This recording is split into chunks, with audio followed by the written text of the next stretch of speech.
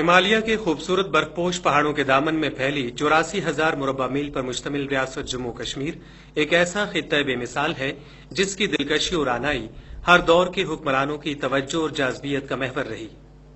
88% مسلم آبادی پر مشتمل اس ریاست کو تیسری قبل مسیح میں اشوک سلطنت میں شامل کیا گیا۔ 1587 میں یہ ریاست مغلیہ سلطنت میں شامل ہوئی۔ 1846 میں انگریزوں کے برصغیر پر قبضے کے بعد ایسٹ انڈیا کمپنی نے اس خوبصورت ریاست کو محض 75 لاکھ نانک شاہی سکوں کے عوض ڈوگرا راجہ گلاب سنگھ کو فروخت کر دیا۔ گلاب سنگھ کی وفات کے بعد اس کا بیٹا ہری سنگھ اس ریاست کا حکمران بن گیا۔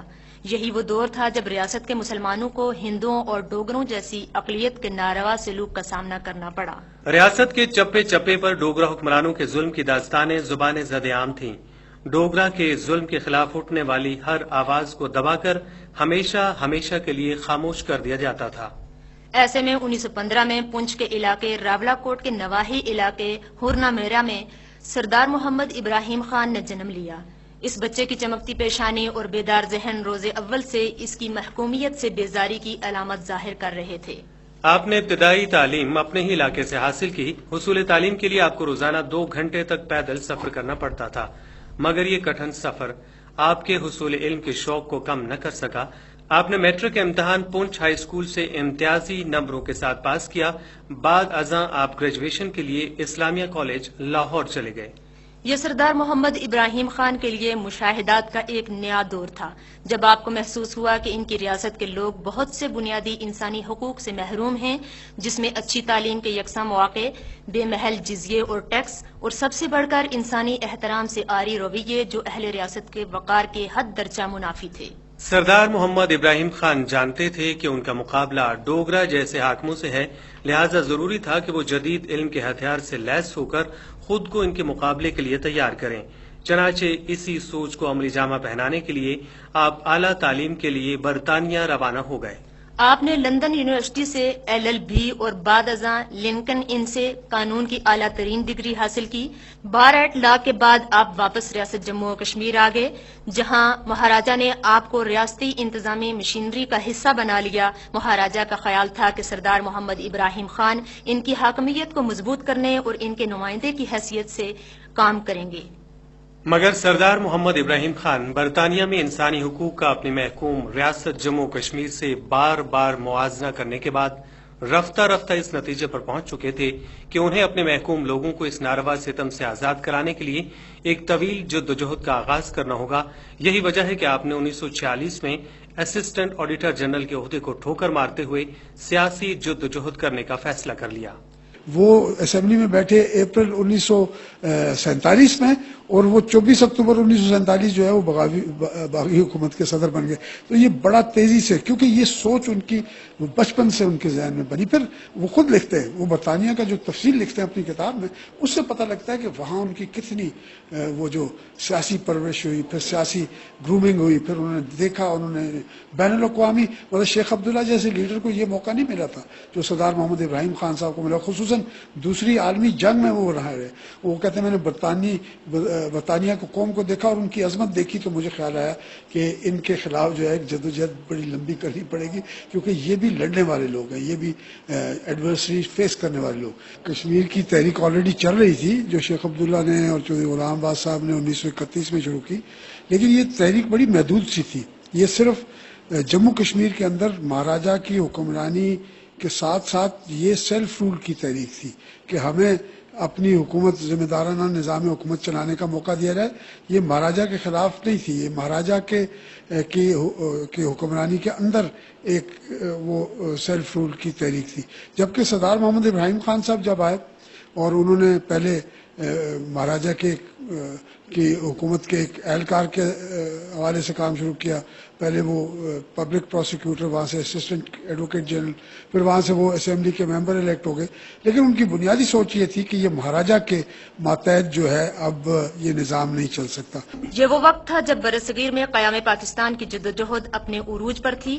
مسلمانان ہند علامہ محمد اقبال کے نظریے اور سوچ کے مطابق قائد اعظم محمد علی جناح کی ولولہ انگیز قیادت میں برسر جدوجہد تھے۔ ہر لب پر ایک ہی نعرہ تھا، لے کے رہیں گے پاکستان، پاکستان کا مطلب کیا، لا الہ الا اللہ۔ ریاست جموں کشمیر میں مسلمانوں کے خلاف ڈوگرا مہاراجوں کے ناروا سلوک کے سبب ہی 1933-34 میں قانون ساز اسمبلی کے انتخابات میں مسلم کانفرنس نے ریاستی اسمبلی کی 21 میں سے 16 نشستوں پر کامیابی حاصل کر کے اپنی واضح سیاسی برتری کا اظہار کر دیا۔ شومیہ قسمت کے 1939 میں ہندوؤں کی سازشوں اور انگریزوں کی اشیرباد سے شیخ محمد عبداللہ نے مسلم کانفرنس کی پیٹھ میں چھرا گھوم کر نیشنل کانفرنس کے نام سے الگ سیاسی جماعت بنا لی۔ آزادی پسند مسلمان چودھری غلام عباس کی قیادت میں مسلمانان ریاست کے حقوق کی جنگ لڑتے رہے۔ شیخ عبداللہ جو علی گڑھ سے فارغ التحصیل تھے نے کمال مہارت سے مسلمانوں کے خلاف ہونے والی زیادتیوں کے ازالے کے نام پر اپنی جماعت کو وادی کشمیر میں مقبول بنا دیا، مگر ان کے پیش نظر مسلمانوں کی آزادی اور وقار کے بجائے اقتدار کی کرسی تھی، اگرچہ انہوں نے نظر بندی کا سامنا بھی کیا۔ 1947 میں جب تقسیم ہند کے منصوبے کا اعلان ہوا تو شیخ عبداللہ اسیری کے دوران ہی کانگریسی رہنماؤں کی دلفریب سازشوں کا شکار ہو گئے۔ 3 جون 1947 کو تقسیم ہند کے منصوبے کے تحت ریاستوں کو یہ اختیار حاصل ہو گیا کہ وہ اپنی آبادی کے تناسب اور جغرافیائی محل وقوع کے اعتبار سے پاکستان یا بھارت جس سے بھی چاہیں الحاق کر لیں۔ اس اعتبار سے جوناگڑھ کی ریاست بھی پاکستان کا حصہ بن رہی تھی اور وہاں کے نواب نے پاکستان سے الحاق کا فیصلہ بھی کر لیا تھا۔ اسی اصول کے تحت ریاست جموں و کشمیر 88% مسلم آبادی اور ریاستی اسمبلی میں مسلم کانفرنس کی واضح اکثریتی مسلم جماعت کی نمائندگی کے اصول کے تحت پاکستان کا حصہ بننا تھی، مگر ریاست کے مہاراجہ ہری سنگھ نے کانگریس کے ساتھ گٹھ جوڑ کر کے شیخ عبداللہ سے ضمیر کا سودا کر لیا۔ یوں یہ ریاست 27 اکتوبر 1947 کو بھارتی قبضے میں چلی گئی۔ اس موقع پر چودھری غلام عباس اور ان کے ساتھیوں کو بدستور قید رکھا گیا، جبکہ سودے بازی کرنے والوں کو رہا کر دیا گیا، جن میں شیخ عبداللہ بھی شامل تھے۔ اس کھلی غداری کے باعث ریاست جموں کشمیر پر بھارتی قبضے کو دوام ملتا چلا گیا۔ دوسری جانب متعصب ڈوگرا جنگ سنگھ کو کشمیر کا وزیر اعظم بنا کر ان کے لیے ابتلاء و آزمائش کے ایک نئے دور کا آغاز کر دیا گیا۔ اس ظالم حکمران نے مہاراجہ کپول تھلہ اور مہاراجہ پٹیالہ کو مسلم اکثریت مٹانے کے لیے بحیثیت ماہرین نسل کشی جموں و کشمیر بلایا۔ پھر جموں میں مسلمانوں کا قتل عام کر کے دہشت و سفاکیت کا وہ گھناؤنا کھیل شروع کیا گیا کہ انسانیت اس سلوک پر رہتی دنیا تک نادم، افسردہ اور شرمسار رہے گی۔ اس قتل عام جیسے بھارت کی افواج کی سرکاری سرپرستی بھی حاصل تھی میں سکھوں، انتہا پسند ہندو تنظیم RSS نے لاکھوں مسلمان گاجر مولی کی طرح کاٹ دیے۔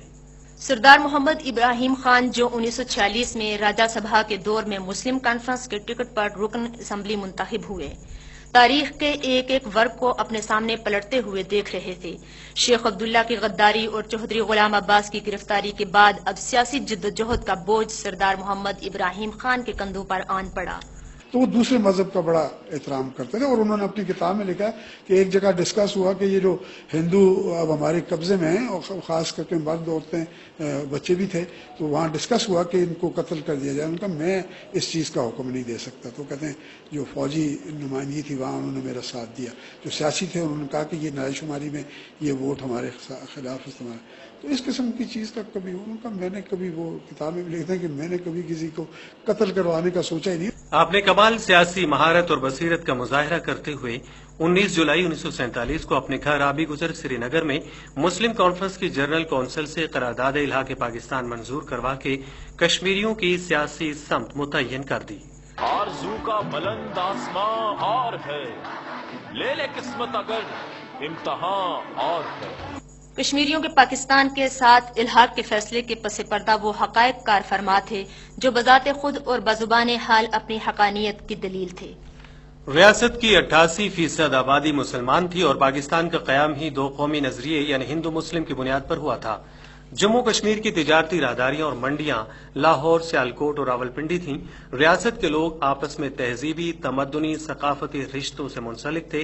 یہ تمام شواہد ریاست کے پاکستان کے ساتھ الحاق کے فیصلے کے لیے کافی تھے، مگر ڈوگرا اور بھارت نے ان حقائق اور عوامی امنگوں کا خون کر دیا۔